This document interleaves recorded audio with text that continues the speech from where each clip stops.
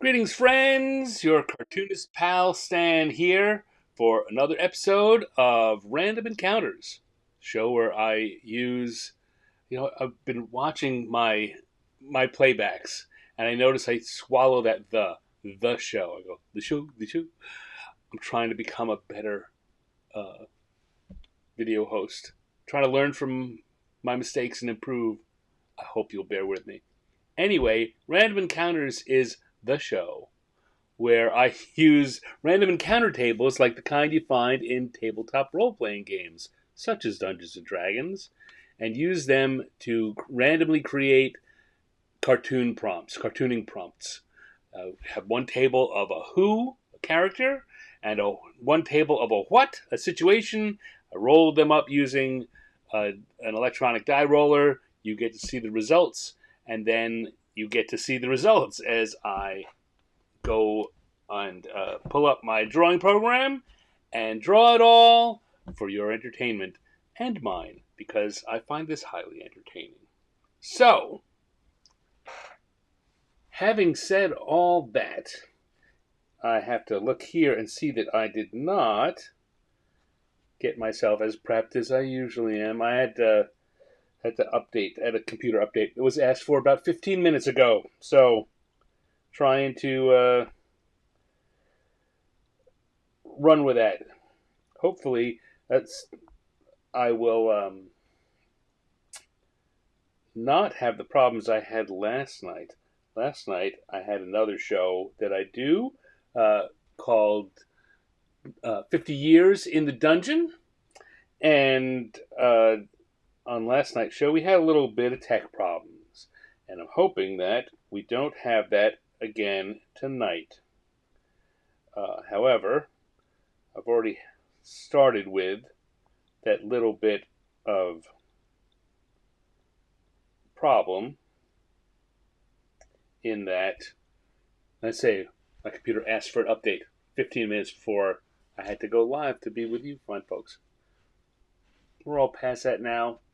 We're right into the meat of the subject. We're going to get going. I'm going to pull this up so I'm ready. Hello, Linnea. Wishing me smooth internet access. Thank you very much. Thank you very much. We shall see. Fingers crossed. Knock on press board. We'll do the best we can. So let's have a look at what's going on here. And let's dive into it, shall we? This is our random encounter tables for the night. And let's go in and pull up the die roller and see what we got. Get going. Go once, twice, the third time is a 4 for the who. And once, twice, third time is a 5 for the what. Let's come back to the tables and see what that means. So it's 4 for the who is a goblin. And 5 is playing poker. Okay. All right, I can work with that. A goblin playing poker. Or it could be more than one goblin. Certainly goblins are involved, as is poker playing. So, let's zoom in here. I am using the Procreate app and then Apple iPad Pro and an Apple Pencil. None of this is sponsored. I use these things because they are what I use in my day-to-day artistic life. But as I say every show, I'm totally up for sponsorship if Procreate or Apple wanted to turn my way. So, all right, we're going to zoom in here and do a little sketching. We're going to do Goblin playing poker. And so we're going to need a table. Just do a rough table there. And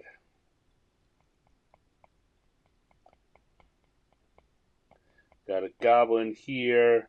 I'm going to have a goblin sitting on a chair and having to sit on books to get himself up high enough to sit at the table.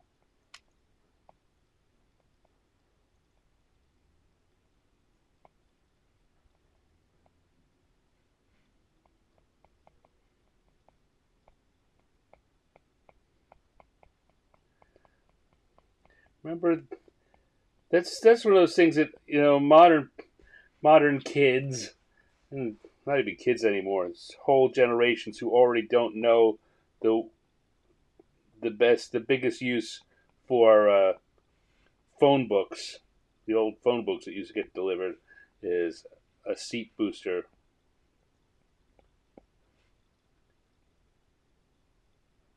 Now, who should the goblin be playing poker against? That's a question there.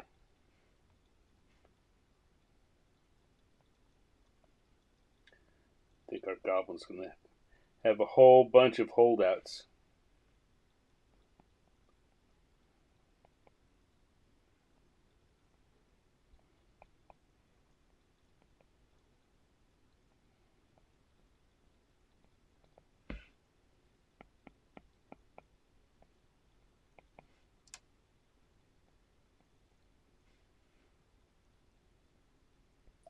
Any ideas about who the goblin might be playing poker against? I'm going to leave that very loose so I can start with drawing the goblin.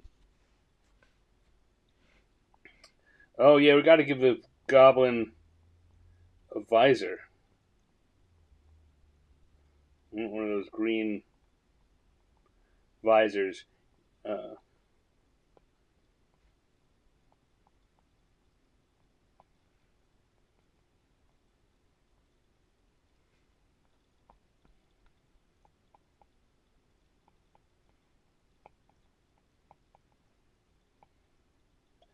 there we go.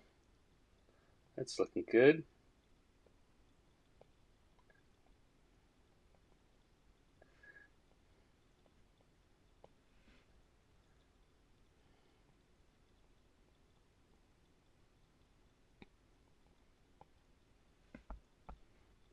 All right. Now let's see how that zoom out again so I can grab that and make it fill the table, the page a little better. I think what this is telling me right now is that I want to make the table a little smaller so that the whole thing can take up more space on the page, like so. So I'll have to move the goblin's chips and have the pot be there.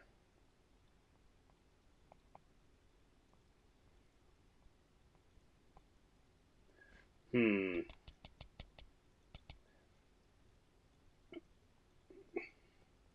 the goblin's chips will be on the other side. They'll be so big that you can see them the beyond the table. All right, that's looking good. Again, I guess the thing I'm gonna look dogs or bears, kittens. The idea the of the goblin playing a dog playing poker. That's I like that. Let's go with that. There'll be a dog, some kind of canine creature. I mean, I suppose I could make it a oh, blanking on the name, the hyena man or Noel, but I think it's maybe funnier if it's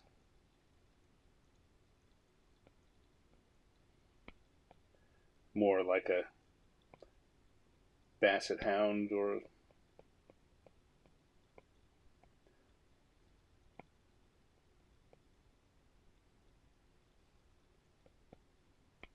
I don't want him to be smiling. I want him to look worried.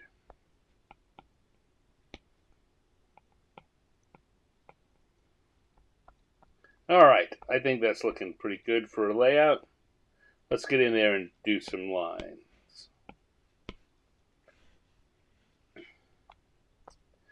All right, where do I want to start with? I think I'm going to start with the visor because that is going to be a more or less immovable part.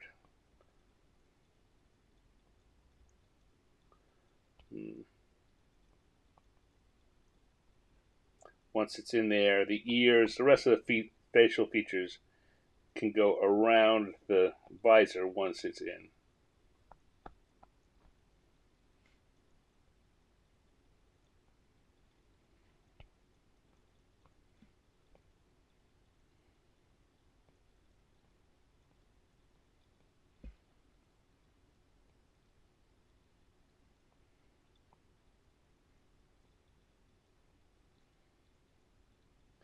And we've got some nice pointy teeth on our goblin.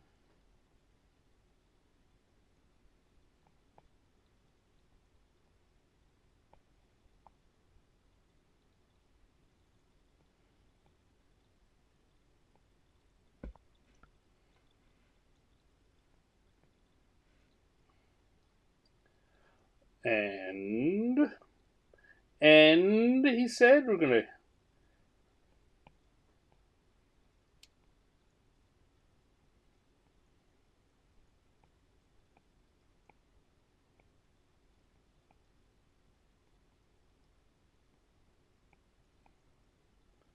Goblin's got his hand and he's looking happy about it.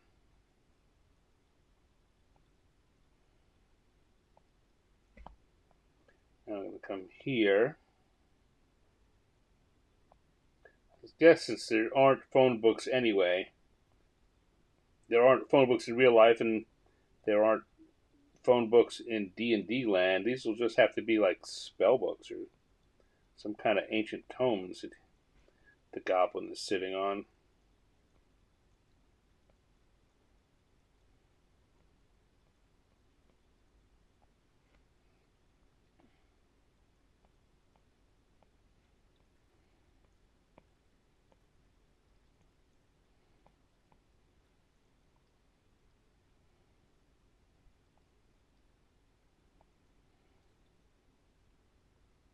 Got an ace in that pocket.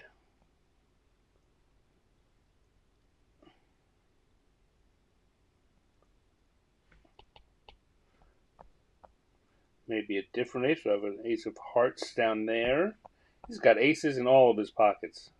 That's why he's smiling so much.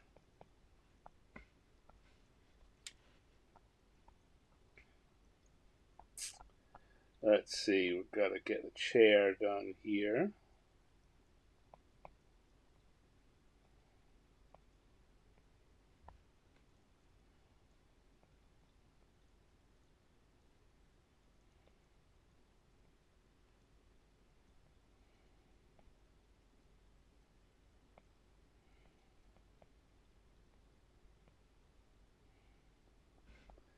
And then table. I guess now is a good time to put the table in.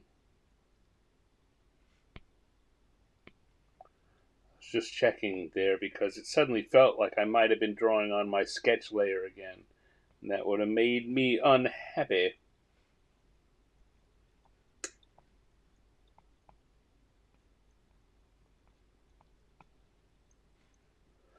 And let's come in here and put the goblin's big, tall towers of chips.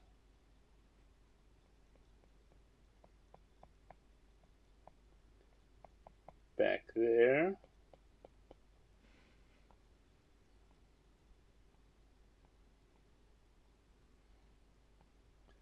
And the current pot, which is full of a lot of chips.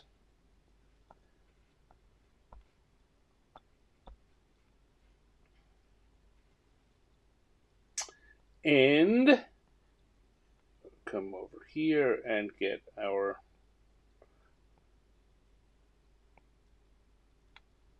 dog playing poker.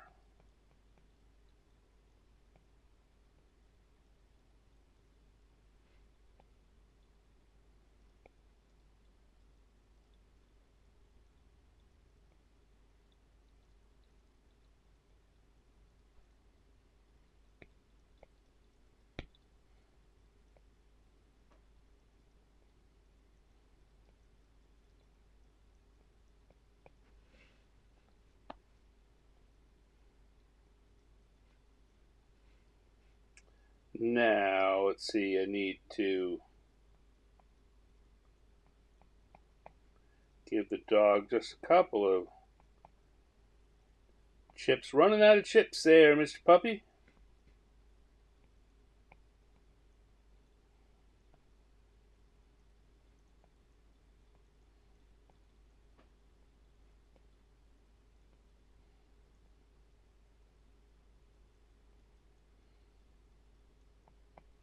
Not too pleased with what he's got. But then he's not cheating.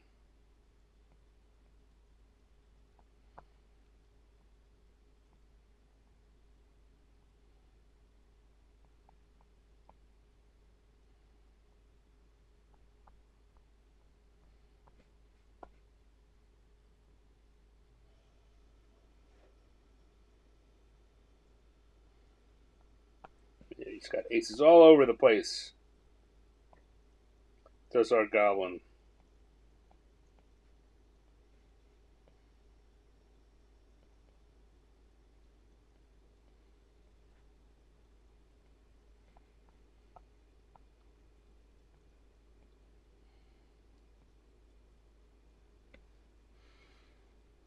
Suppose that if I was going to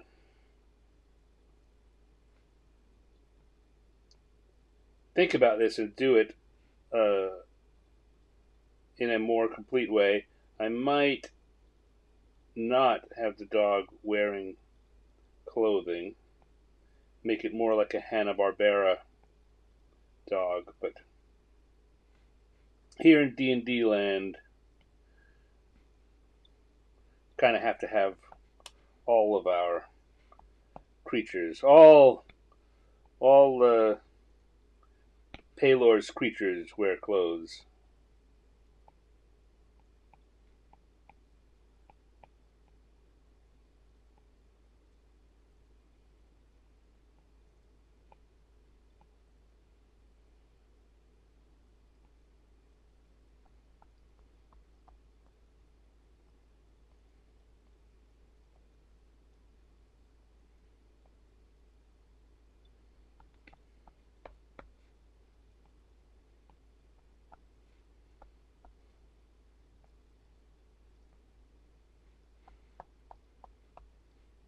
Dog is schwitzing. That's one nervous puppy. And, apparently with good reason.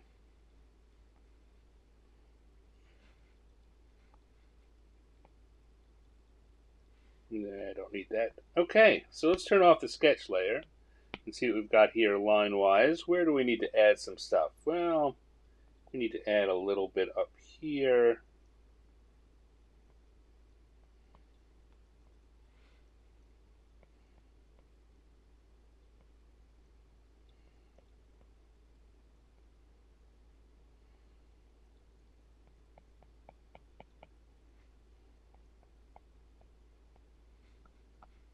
And the puppy needs some extra lines there. He's looking a little, compared to the goblin, a little bare bones, if you'll pardon the bone pun.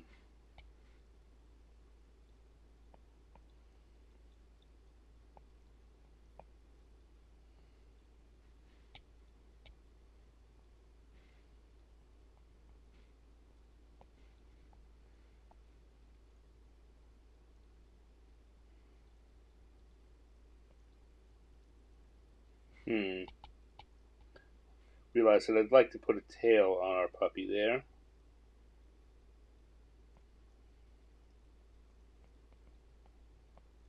I suppose that, again, if I were to take this from the start, I think I'd rearrange things so that somehow I could indicate the dog had his tail between his legs or something. In any case, it'll just be down. Okay, that's good. Ooh, we got a bunch going on here in the chat room. Thank you, everyone who has shown up.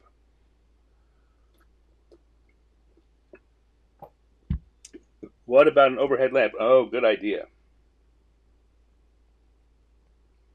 Tell you what, I'm not even going to do a pencil sketch on that because I know that we just want one of those big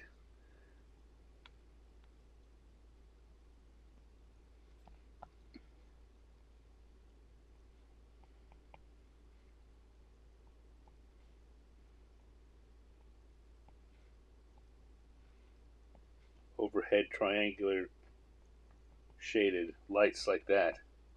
There we go. Oh, good idea. Good idea.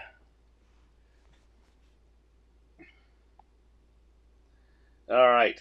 I think that's looking good. Let's. I'm struggling with how to get that kind of droopy, drooly, lipped mouth to work right for me here. I don't want to spend too much time fussing around with it. But I'll tell you what, I'm not super happy with it. So I don't want to spend a lot of time fooling around with it, which means that's just exactly what I'm going to do.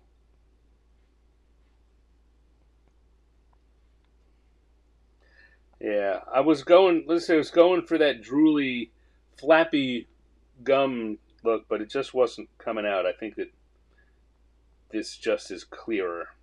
And as I will often say, when you're doing drawings for an audience, the main thing you've got to do is make sure that what you put down is clear, that the audience understands what it is you're drawing. All right, so let's come over to here to the colors. We're going to switch over to our gloaming brush, and we're going to start putting in some colors.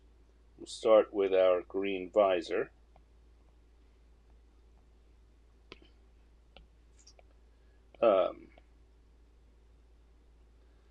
Goblins in D&D often have an orange or yellowish skin. In a lot of other games and fantasy sources, they're very often are greenish skinned, but D&D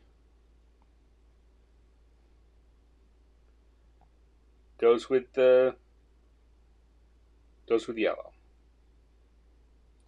All right, and now I just need to quickly make some choices. There are some choices that are important, like the skin and tone of our goblin, and some which are less important, like the clothing the goblin is wearing.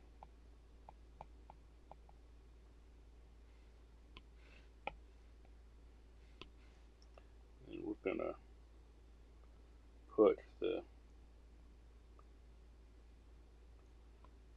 books there.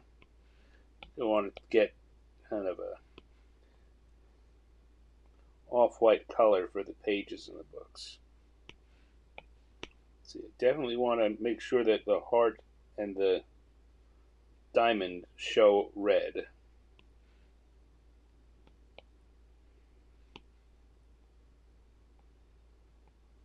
Backs of the cards be green, like so. Let's see, chips. We need red chips for sure. We need blue chips for sure.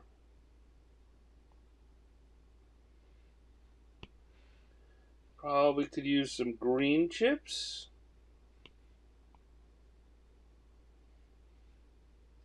But white chips. Yellow chips. I'm not really sure what color chips. I've played a bunch of poker in my days and played a bunch of poker with poker chips, but I haven't. Uh, I just don't commit that kind of thing to memory. I don't know why. All right, I'm going to.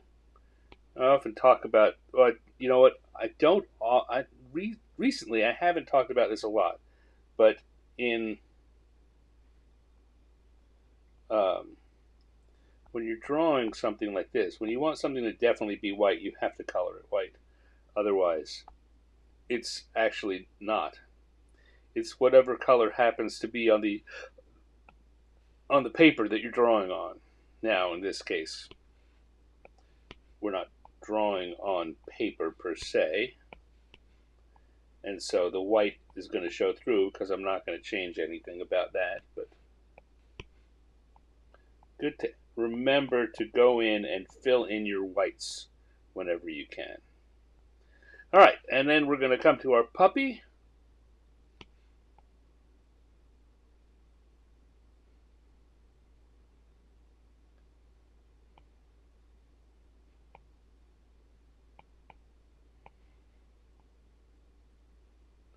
so. Darker brown for the nose and the ear and the eyebrow and the tail.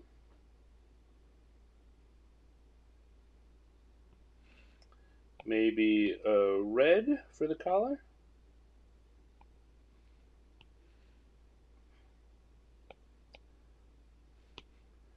Blue shirt. I don't know why. That's feeling right to me. Again, right now, that's the kind of thing that doesn't really matter. And it's easy to put it in there. If it felt wrong, I could take it out very quickly. And then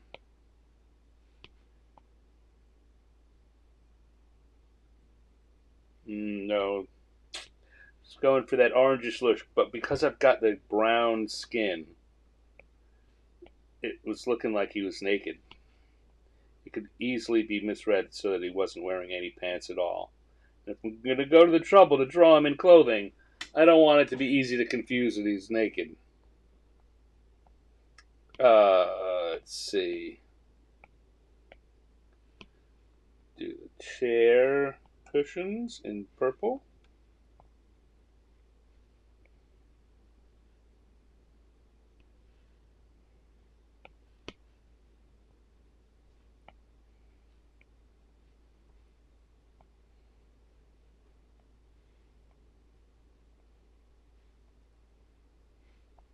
Like that. Another type of green for our tablecloth.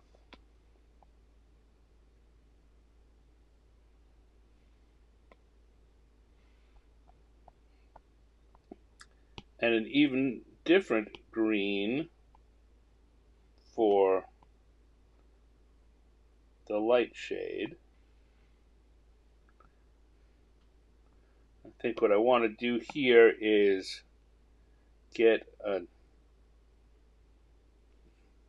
blue or maybe a purple shadow for the, and what I want to do is come up here, and since we're going to put that light above the table, I want to highlight it by putting darkness behind them.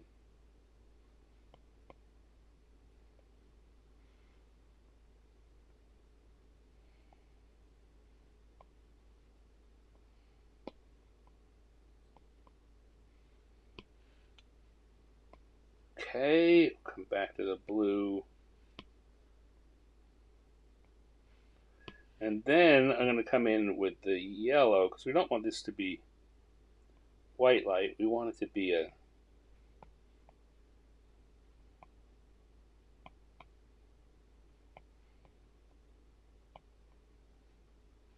there, looking good. And we want to get the puppy's angsty colors. All right, that's looking pretty good. Poor puppy. Puppy does not have a good poker face. I think so. Now I tell you, one of the things I'd like to do here. We could probably wrap this up, but because I've created this intense shading, I really do want to make sure that I come in and put the areas at the back, the areas that'll be hidden from the light.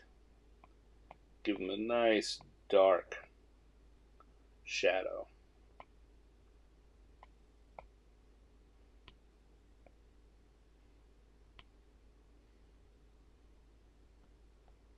On both the goblin and the puppy.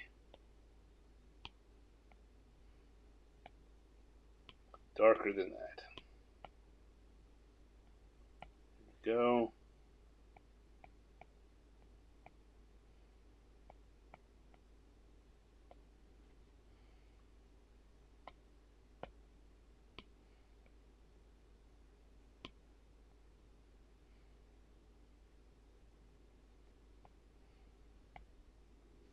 Like so.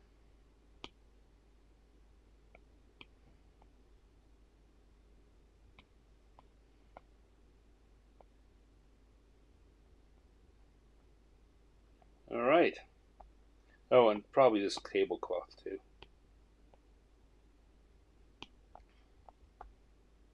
Again, you don't have to be perfect with this, but if you put the right little bit of details in there, it sells the idea.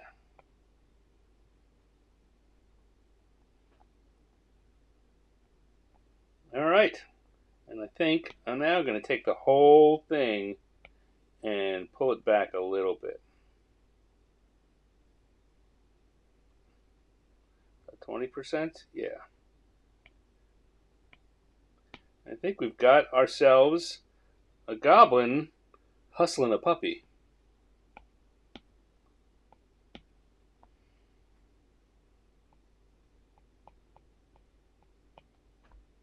Here we go.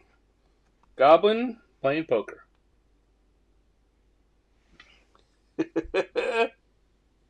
I like the first thing I look up is I again see Linnea's comment about the poor puppy. Poor puppy's poker face. So there we go. That's a good first drawing. I'm going to pause here and have a little drink and have a look at what's going on in the chat room. I see Crafty Visage has joined us again tonight. Good to see you. And Penny is here. Penny Fire Horse. Good to see you too. Hope everyone's having a good evening and a good week. We're closing in towards the end of the week. I'm happy with how that went. So I'm gonna brush. I'm looking at myself in the camera. I'm gonna brush my hair a little. Look at that. Oh, looking good. All right. There we go. We got a goblin playing poker for our first drawing. Let's move on to a second drawing. So I'll come in here, and I will turn off round one and turn back on our encounter tables, and we will go see what the dice have to say. We're going to once, twice, third time, and 2 is our who. 2 for who. And once, twice, third time, 1. A 1 for what? We'll come back here and see what that means. 2 is a turtle, which is basically a turtle. It's a tortoise-like creature. And 1 is chopping onions. All right. Well, I wasn't sure who was going to get chopping onions, but when I put that on there, I knew that was going to be a funny one to draw. All right, so we're going to go to round 2 now. Come down to the sketch layer. Put on my blue sketching pencil, inking brush, and we're going to get going. We got a turtle chopping onions. Well, so the tech problem happened again. I noticed as my head was down, I looked up and everyone was gone. So I've come back to YouTube only, and I'm going to continue here and record and finish it out. Hopefully, some folks can come back and join me, and if not, well, I'll just edit together a video, and folks can watch that again if they're interested, if they want to later on. I don't know if this should have really checked. Yeah, that's the other thing that happened last night is the connection between the. Not only did I lose my connection to the internet, I lost my connection to my iPad, and so I had to reboot that, like I just did here. All right, so we'll try it again. I was saying before that I can put this onion chopping turtle, I can have a kind of standard sobbing, tears coming down their face, or I could have them laid back in a big bawling sob, and I'm not sure. Like when I sketch it here, clearly I was thinking more the former, right? In fact, this turtle here looks like it's as you can see there, probably had the idea that it was smiling, despite the fact that that tears were coming out. I could, but the humor goes to making them sob. So I'm now beginning to lean that way. I see a couple people are back in watching, which is good. Sorry for the tech problems. You can uh, um, put your 2 cents worth in the chat if you want to weigh in on whether or not I should have the turtle just kind of smiling and tears running down their face or sobbing. Although I've got to make that decision pretty quick, so I can fool around here with this just to get ready. But I'm going to have to make a call on what I'm doing with the turtle's head in a pretty quick second here. So I don't have time. Normally, I like to give you guys, because I know there's a delay, right, between when I say something and when you see it, and when you type a response and when I see it. That's just the way these things go. But I don't have a lot of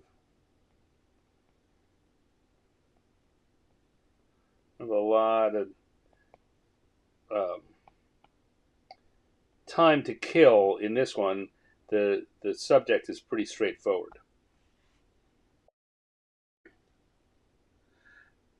Turtles have that protective eyelid, breathe through their cloaca. Well, this clearly also not a scientifically accurate turtle. I did not know that turtles can breathe through their cloaca, which in itself, that's a really funny concept.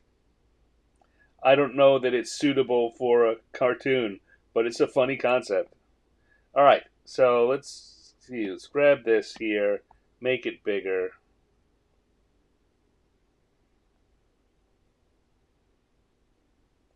And I'm thinking that I'm going to go for the big sobbing head.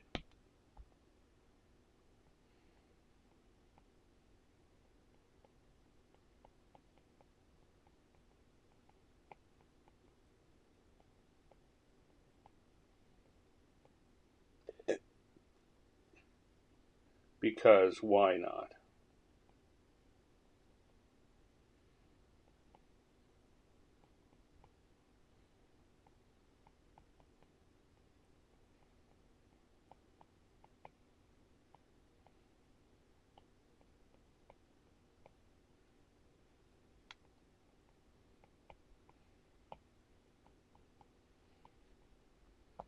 Okay, there we go.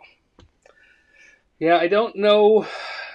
I have an idea what may be causing my dropout problem, but I don't know why it's suddenly become a problem. I've been doing these live streams every week now for 2 years, and this is a problem that's only cropped up maybe twice in those first 2 years, and now it's happened on back-to-back nights. So I'm feeling it's something I'm going to have to do. I'm going to have to find a more permanent solution to. But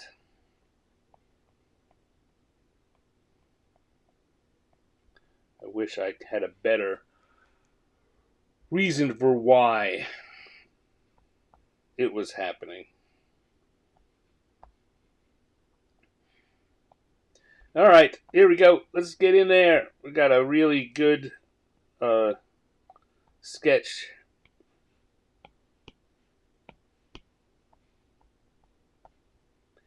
Everything. The longer I fiddle around with it, the more the sketch gets finished.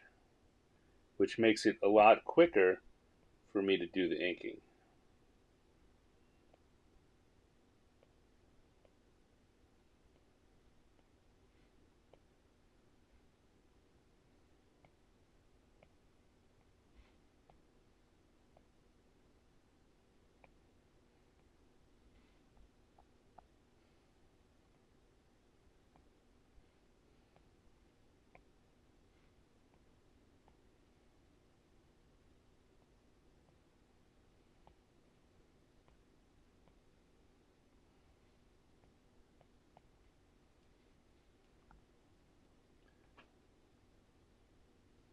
So, was that a true science fact there, Dave, about the breathing through the cloaca?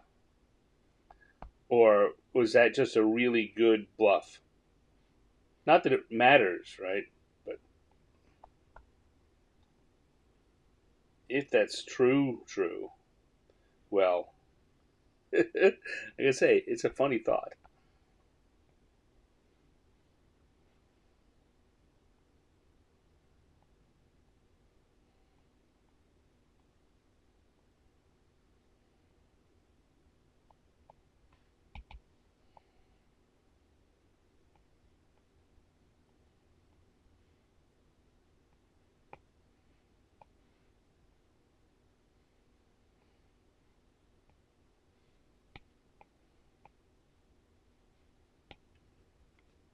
Yes, true science. All right. Well, I guess that's a something. Is that a true fact you learned with the scouting experience, or just something that you carried around in that big old brain of yours? Dave, for those who don't know, is has uh, been a friend of mine for a great many years, and he is an extraordinarily smart gentleman. So I don't doubt that it's possible that he just happened to know all that. On the other hand, I also know that with the family, Dave has been doing a lot more work in scouting in recent years, and so that leads to all kinds of knowledge that you wouldn't get otherwise in a daily suburban life.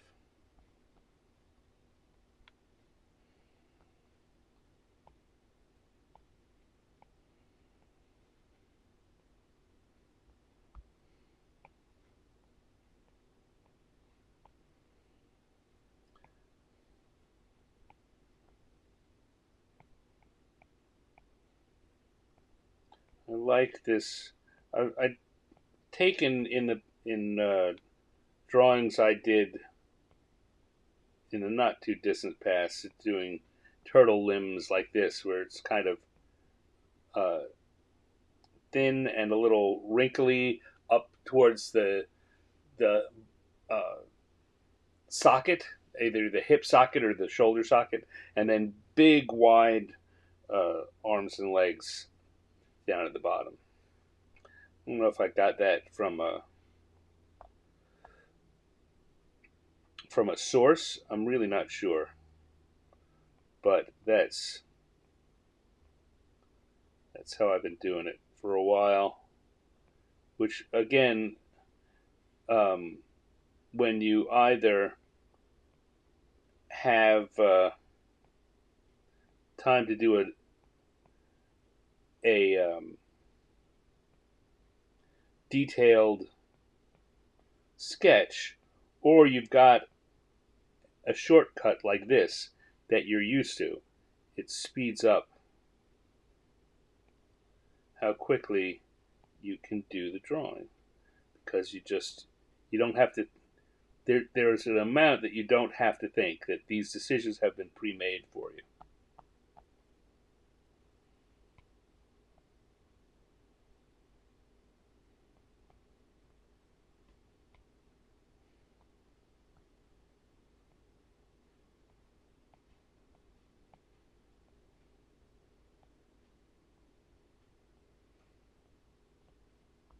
There we go.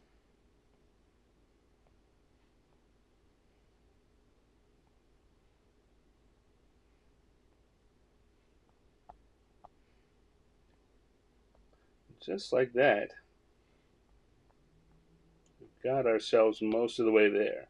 And turn off the sketch layer again and see what we've got. Where I might want to add a little extra in here or there.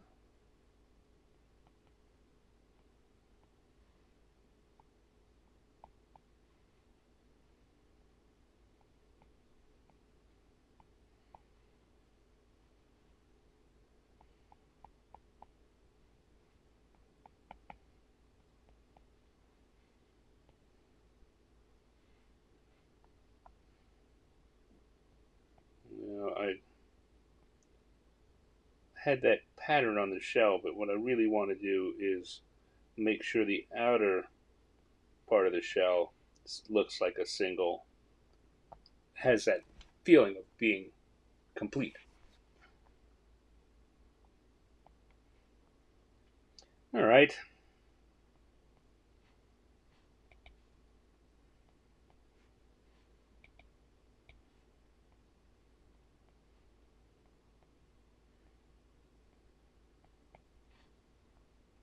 Boo hoo hoo hoo.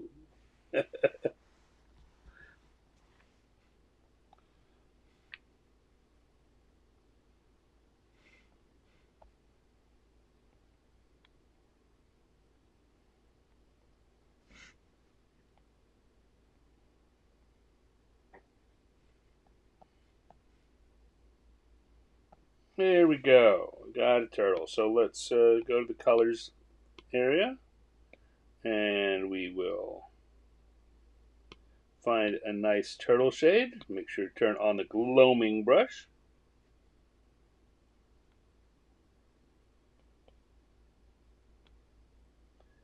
Here again, I'm using that rough shape coloring style, which allows me to do it quickly with extra spaces in there, but still feeling like it's defining the shape, and it gives it a little extra texture, a little extra three-dimensionality, or the feeling of it. Doesn't actually give it anything.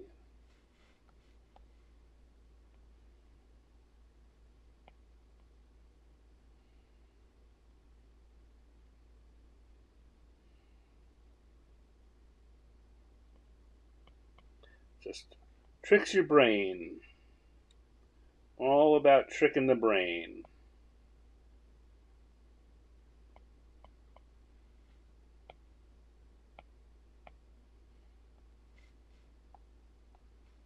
Go.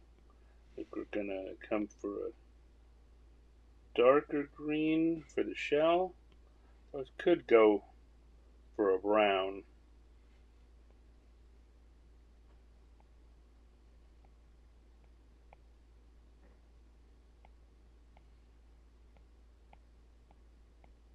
Now here's another one where I really could do the entire shell as one shape, but by giving each shell a color on its own, just feels rougher. Feels a little rougher.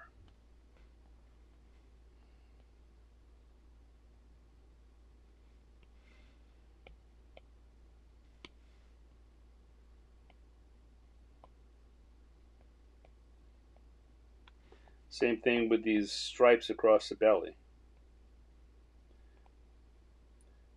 You could very easily just do the whole belly as one big solid area. But by doing this, just gives that hint of texture.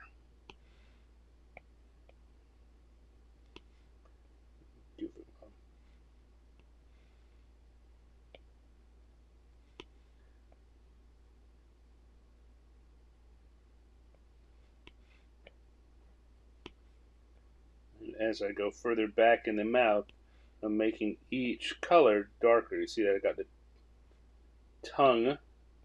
Just zoom in there. See the tongue is this color, and then I took a slightly darker version of the same thing for the inside of the mouth, and then the even darker version for the throat. Oops.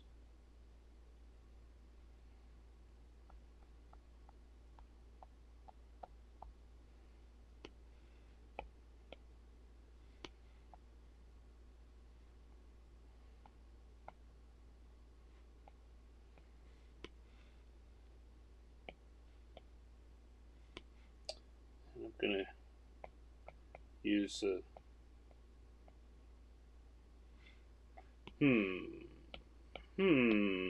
I was going to use white or use blue to give the white shade of the onion a the feeling of a pure white. But then I thought about it.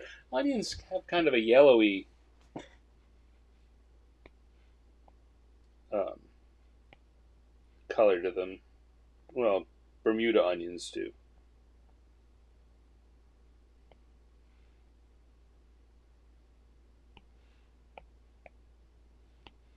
And that way I can put the use of blue on the knife, so it feels like that very polished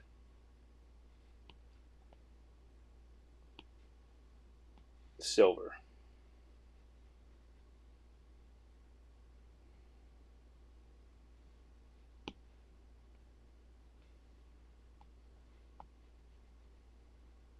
There again, I use the 3 similar colors for the cabinet. I picked that light color for the top, a darker version for the middle, darker version for the bottom, and they look like, I mean, they are different colors, but they're related, and that helps create that nice feeling of they go well together because they are versions of the same color. All right, let's grab a little darker version here, add a bit of shadow shading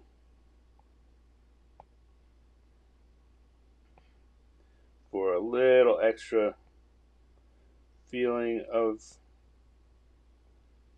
texture and depth.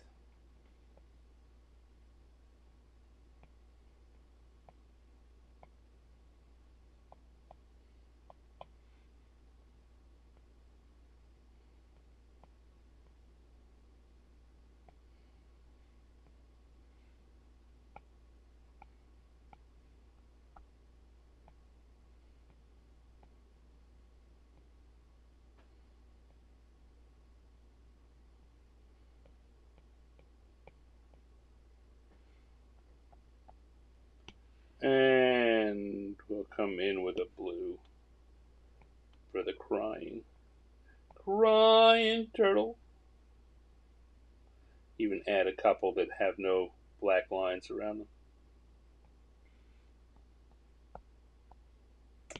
Oh, I guess we wanted, since we're doing the others, we wanted to do that to the yellow too.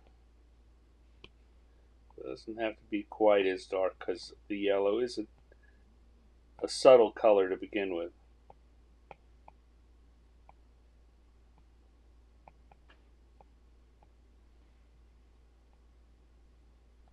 All right, there we go. I think. I just want to do one more here.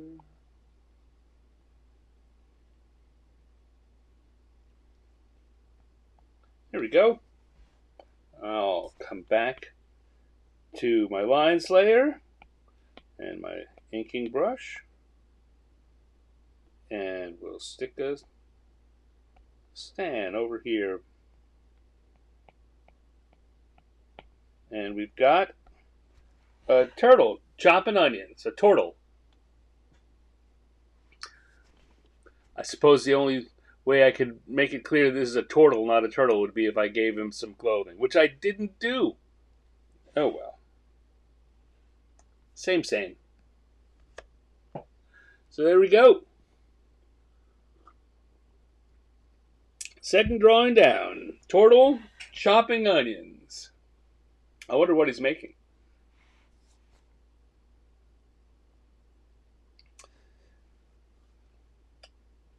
Okay, quick. Close that up. Open this up. Come back to the tables. And we're ready to come and do our third drawing for the evening. One more, and then we'll call it a night. And we'll keep our fingers crossed that we have no more technology problems. So, I'm going to come here and open the dice, and we're going to roll again. Our third drawing. What will the dice give us for our third drawing? So once, twice, third time. We got Fano. We're going to have to do something about that because I know we had 4 on our first drawing. 4 was Goblin. And once, twice, third time, and 2. Wow, they're both. Those are both numbers we've had, right? If I come back here, that would be no. Okay. So it's going to be 2 is reading by the fire, but we're not going to have a goblin reading by the fire.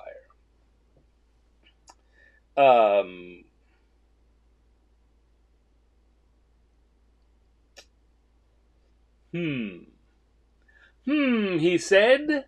No, definitely open to suggestions from the crowd here.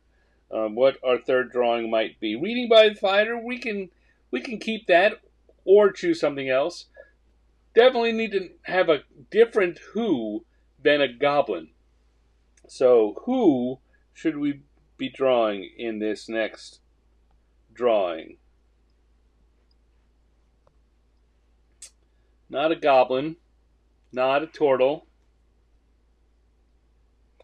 Reading by the fire seems to be our choice, but it doesn't have to be. We could switch that up too. I'm all for going audible, coming to suggestions from the crowd, but that's putting a lot of pressure on you in the crowd because no suggestions, then I'm just gonna have to make something up on my own, and I'm just the stand to do it. But I want you to feel involved.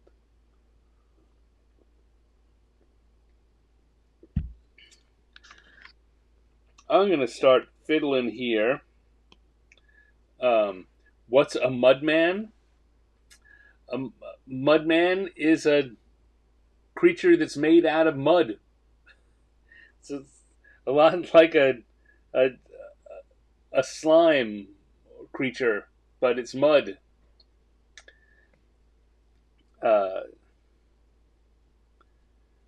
They can sometimes be seen. Let me just sketch. So sometimes they'll look. They've got a humanoid shape, but sometimes you'll see them coming up out of the mud like that, and sometimes they'll just be kind of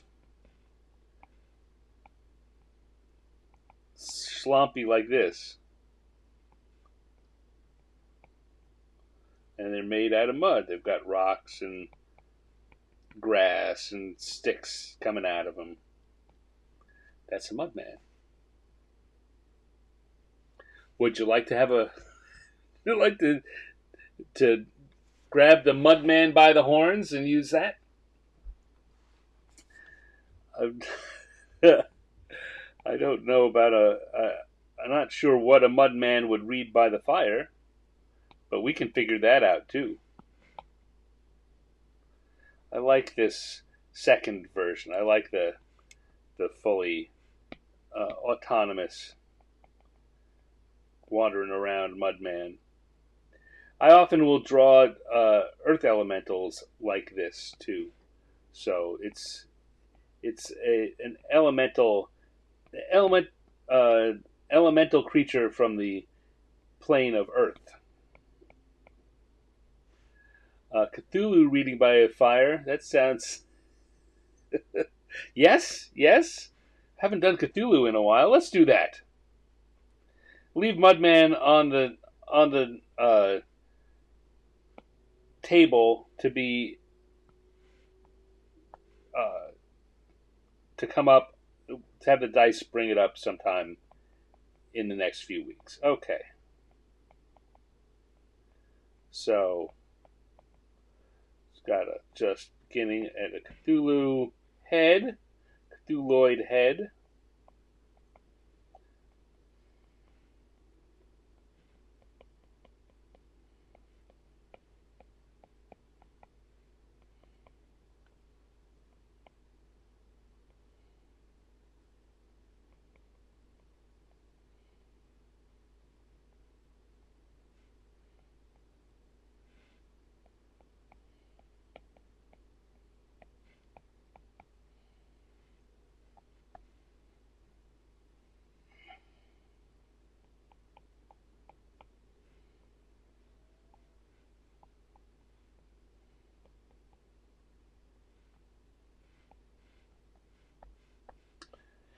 All right. Oh, I'm liking this already. Okay, you could be reading a Valentine's Day card.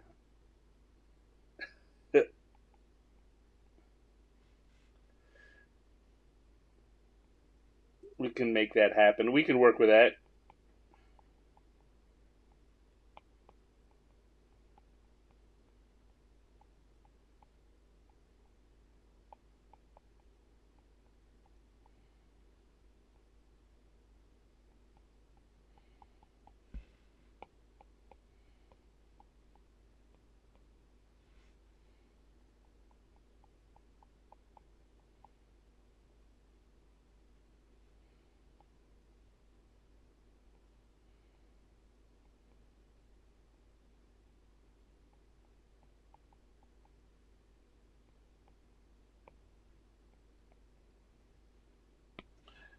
Okay, I got some sketchy possibilities here.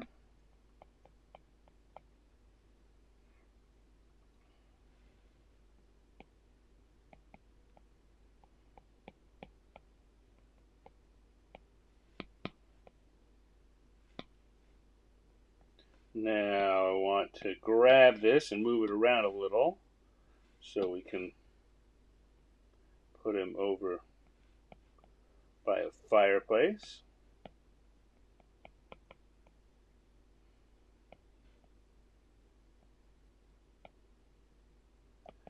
So,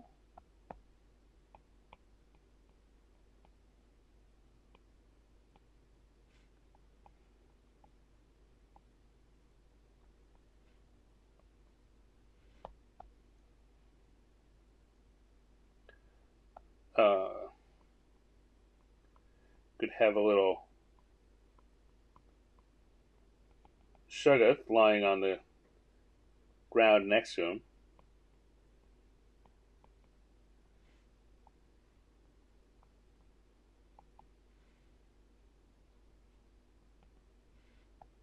There we go. That's a good start.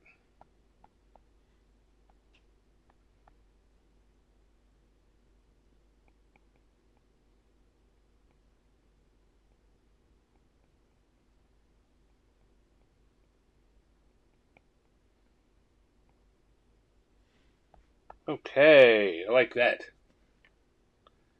Let's get going here. We're going to go to the lines layer and just trying to decide exactly what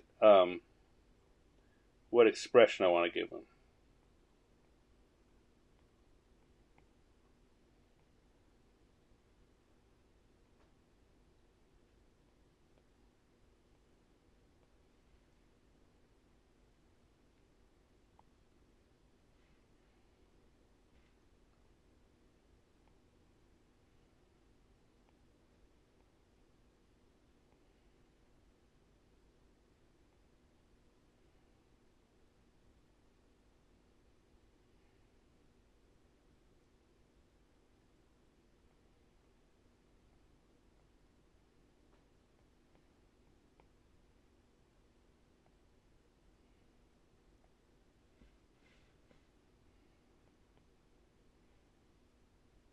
Hmm.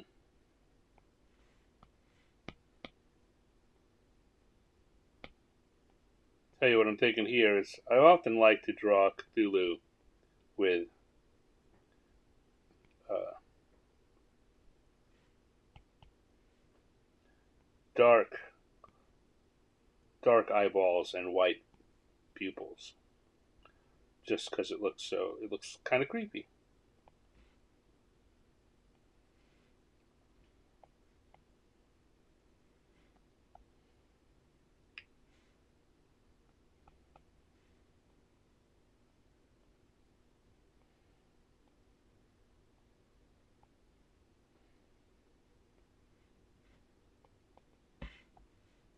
There we go. Oop.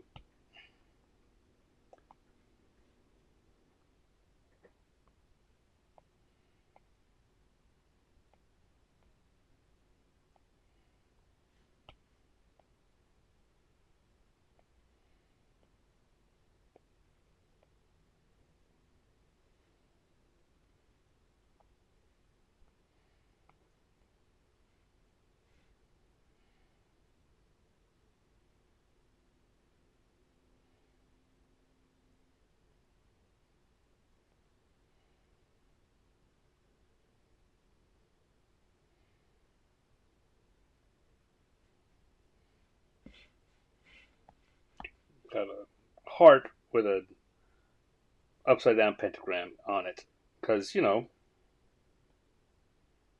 that's how things go when you're Cthulhu.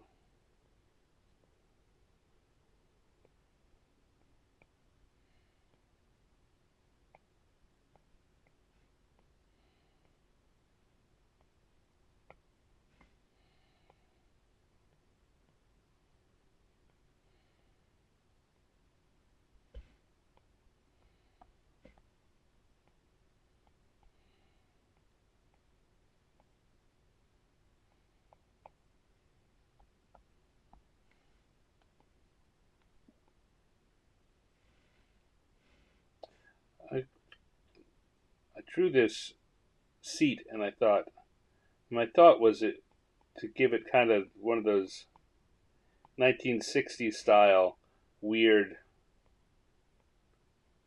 half circular seats, kind of mod. I'm not sure that's coming through great, but that was my thought there.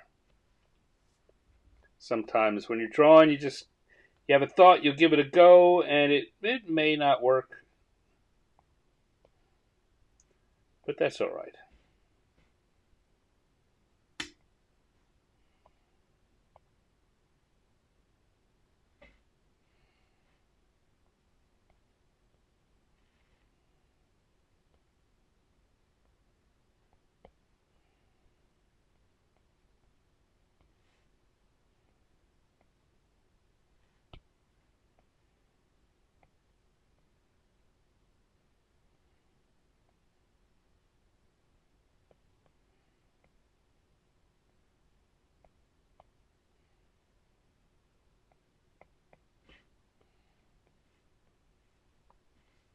Go, and we'll put the Shoggoth in there.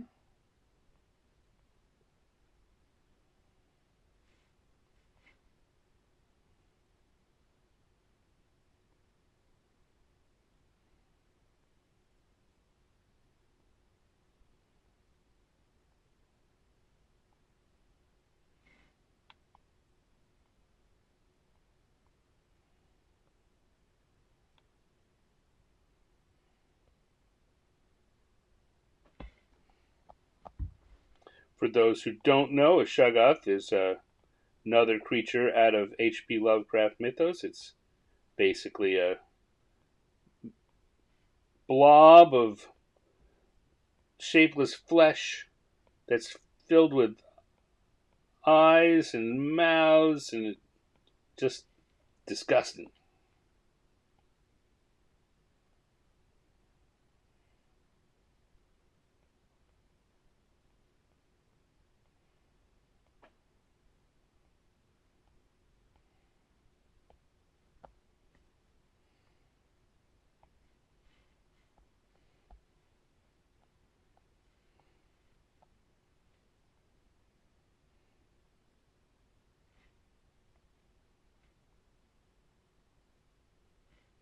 And we'll put the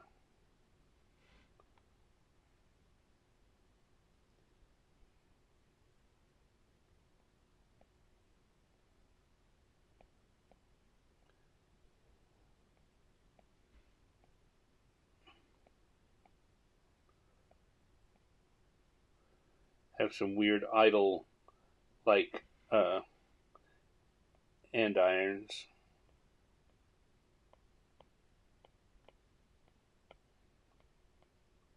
holding up the grill.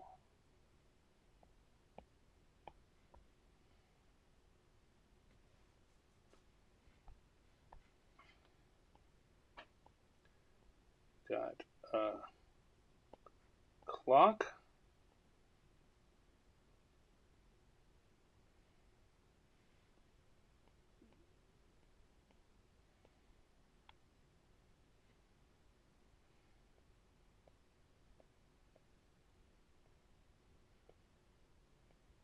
And some little knickknacks on the shelf.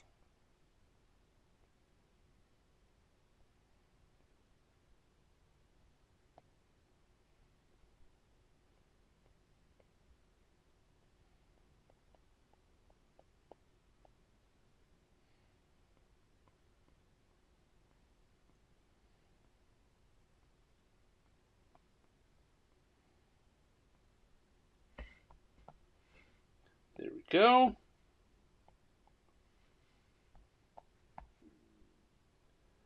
He's looking like he's having a nice, quiet evening.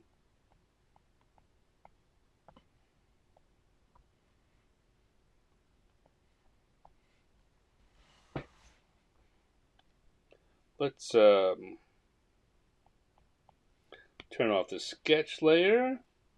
Look at that. That's coming together pretty well. Just a few little things I want to add there, and we'll do the rest with color.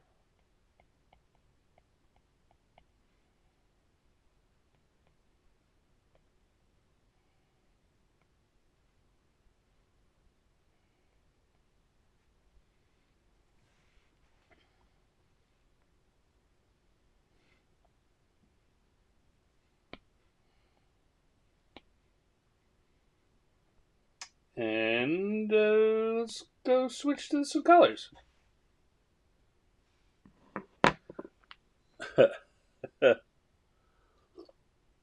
Linnea says The Littlest Shuggoth is a holiday classic. Thank you, Linnea. I take flattery all over the place. For those who may not know, The Littlest Shuggoth is a horror holiday children's book that I wrote about 10 years ago now, which seems, well, no, it's actually longer than that. The hardcover version I did on Kickstarter 10 years ago, but the first version was several years prior to that, so it's at least 12 or 13 years old.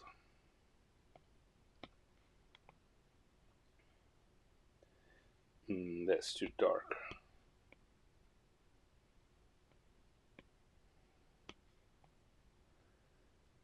It's a story about the littlest Shuggoth of all, and how he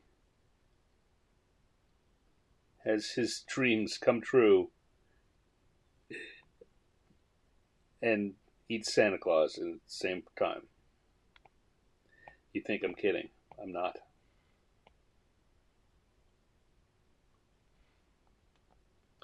All right, there he is in all of his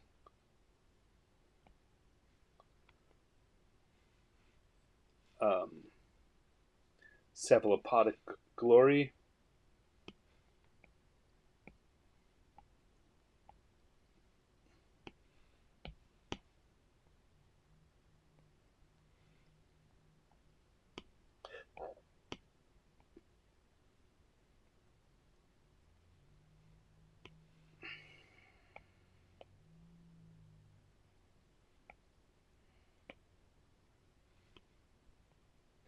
Give him a little smoking jacket.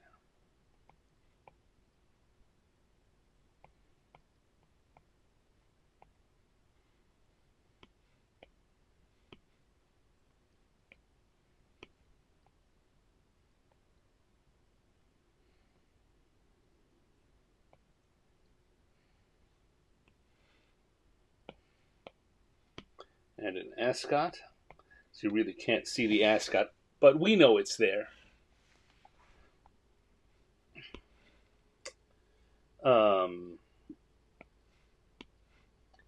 Maybe just striped pajama pants.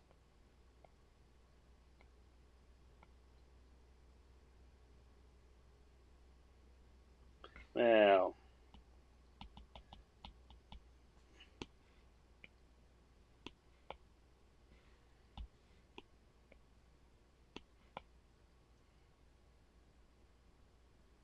nah. That was a bit much even for me.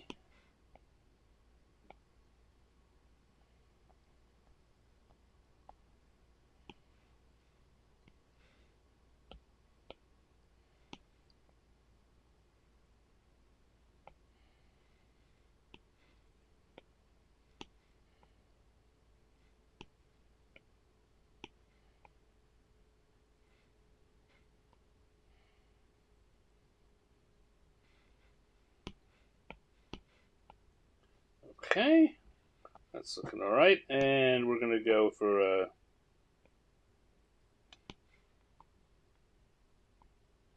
pale, blobby fleshy color for our sugar.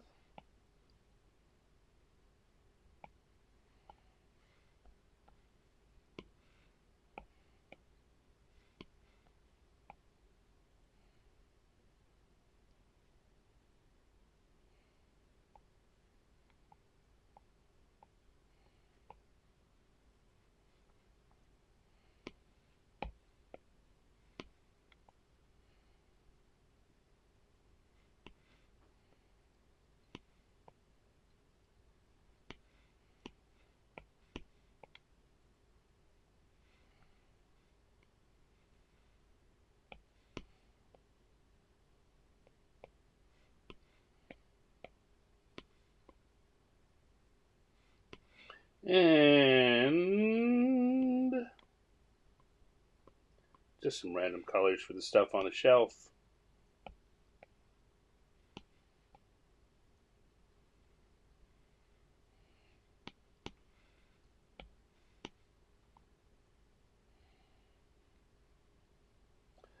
I decided not to draw the fire in with the ink lines. I'm just going to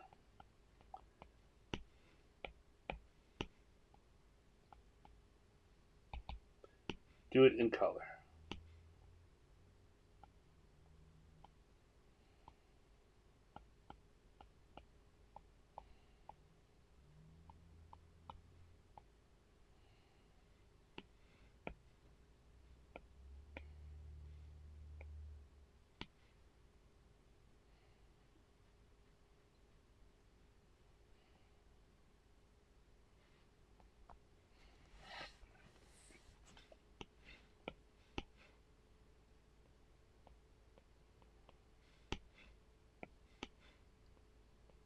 Like that. There we go.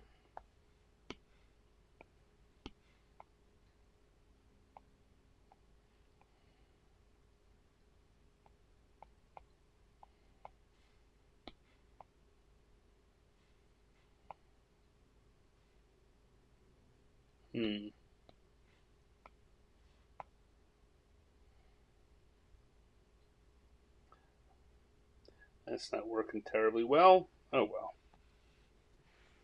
Could be worse.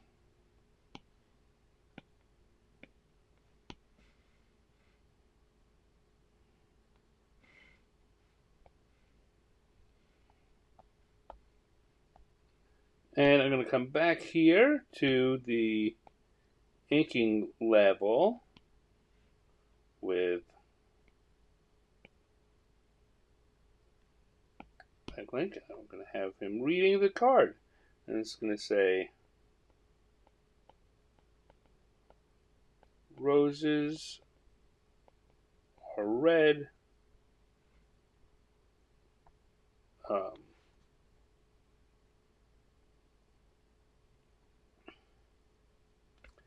Do I really want to go with violets or blues? Something else can be blue.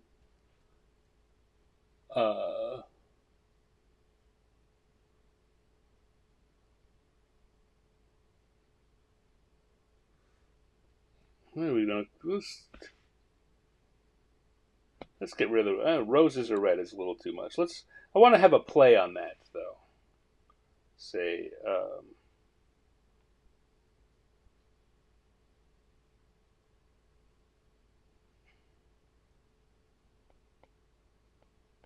viscera is red.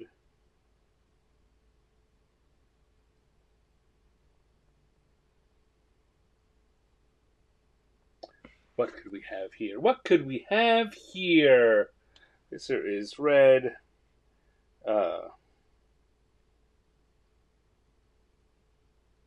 Ichor is blue.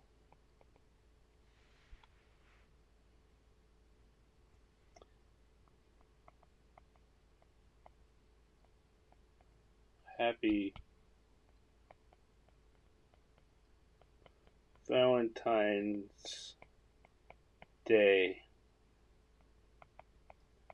Yeah. Yeah, Cthulhu.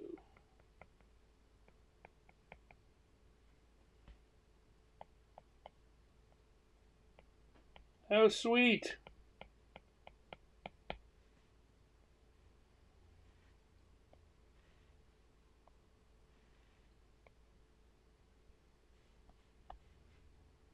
Viscera is red, Icar is blue. Happy Valentine's Day, Iya Iya Cthulhu.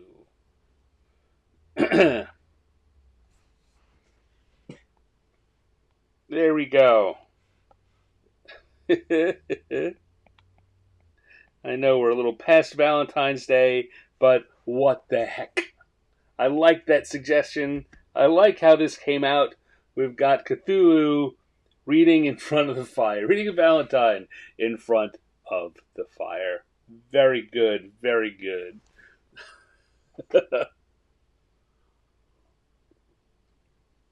Okay, so gonna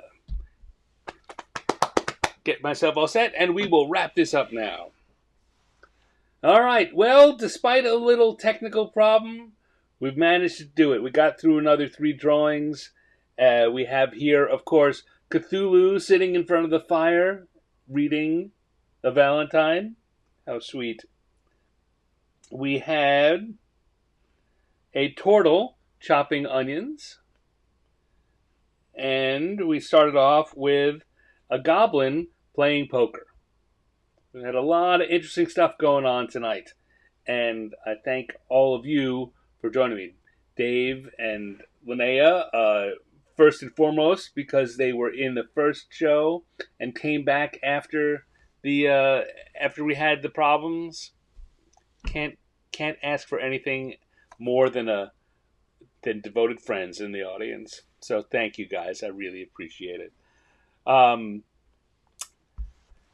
It's been another fun night of improv cartooning, tech problems notwithstanding. I thank all of you who may be watching on replay. Drop a line in the comments. I would love to hear from you. Give suggestions or things you might like to see me draw or put on the encounter tables in the future. So maybe even though if you can't be here for the show, we can get one of your suggestions into the mix, and you'll know that I'm drawing your suggestion just for you. If you enjoy this, then I encourage you to head on over to my Instagram, where you can see all of my art that I make publicly available. Winds up on the Instagram. These drawings will be there tonight or tomorrow, sometime in the next day or so. And that's a great place. You can see everything that's going on there. If you want to get more involved, if you really like what I do, and who can blame you, you may want to consider joining my Patreon community, where you get everything I draw. It's not just there on the internet for you to find. I send it to you in your inbox. Although I'll admit I'm a little behind right now. I've got about 8 draft messages that are going to be going out to my Patreon backers over the next week, probably 3 weeks, given how many there are. But I hope to get caught up real soon. And at various levels, you get other benefits, like I send stickers around 4 or 5 times a year. I send holiday cards to my backers. So, yeah, it's a fun little community. Also, I mentioned this last week. I'm doing a new podcast on Wednesday nights, same time, 6 p.m. Pacific, but it's on Wednesday nights, and it's called 50 Years in the Dungeon. And it is celebrating the 50th anniversary of Dungeons and Dragons. And each week I have a guest. I've got a lot of connections from all my years working at TSR and Wizards of the Coast. I have guests who have been involved in the development of Dungeons and Dragons over the years, and we have a nice conversation. While that conversation is going on, I do a cartoon homage to a classic piece of D&D art. So we pull up the D&D art, and I do a cartoon version of it there while we're chatting. So it's both interview and cartoon entertainment, all wrapped up in one show. There is a free newsletter at 50yearsinthedungeon.substack.com. I'd really appreciate it if you went over there and subscribed for free. And, eventually, if you really like it, there is also a paid version, but free gets you all the good stuff, all the basic stuff. Again, if you want more, if you really want more, that's where the money comes in. But I like to make sure that what I'm doing basically is not hidden behind a paywall, because that's just the kind of guy I am. Stickers, says Dave. Stickers! Everyone loves the stickers. If only I could find a way to get people to want more stickers and want to throw money at me for doing it, then everyone would be even happier. Anyway, so yes, 50yearsinthedungeon.substack.com. Please head on over and sign up there. I'd greatly appreciate it. If you don't have time for that, how about this? I know you got time for this because you're sitting here listening to me right now. Whatever platform you're on, give it a like. It's got either a like or a heart or a thumbs up or something. Please, please, please, give me one of those. It helps. It really helps with what they call discoverability, letting new people find what we're doing and join us. So we have more people here in the chat room participating and having fun. I'd like that. I, of course, have fun even if it's just me. I'm happier when you're here, though. So, speaking of here, I'll be back here next week for another episode of Random Encounters. I'll also be here next Wednesday for an episode of 50 Years in the Dungeon. And I'll be here tomorrow night for the sumo show, but that has nothing to do with cartooning, so we won't talk about that. So thank you again for sticking with me through all of this tech weirdness. I'll be back real soon. Bye.